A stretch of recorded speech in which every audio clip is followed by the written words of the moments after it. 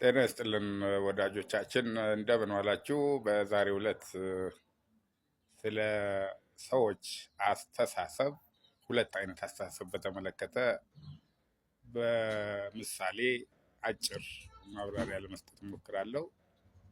በዚች ምድር ላይ ያሉ ሰዎች በዋነኝነት ሁለት አይነት አስተሳሰብ ሊኖራቸው ይችላል። አንደኛው አስተሳሰባቸው አዎንታዊ አስተሳሰብ ወይም ፖዘቲቭ ቲንኪንግ የምንለው ሲሆን ሁለተኛው አስተሳሰባቸው ደግሞ አሉታዊ አስተሳሰብ ወይም ኔጌቲቭ ቲንኪንግ የምንለው ነው።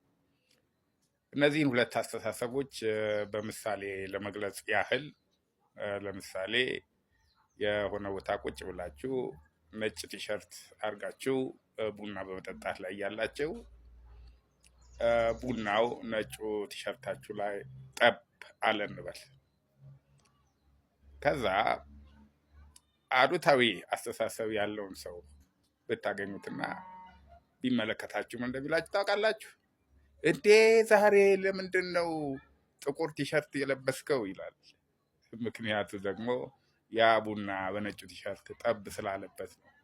ስለዚህ አሉታዊ አስተሳሰብ ያለው ሰው የሚያየው አጠቃላይ ነጩን ሳይሆን ጥቁሩን ዳርኩን ብቻ ነው ማለት ነው ለይተው።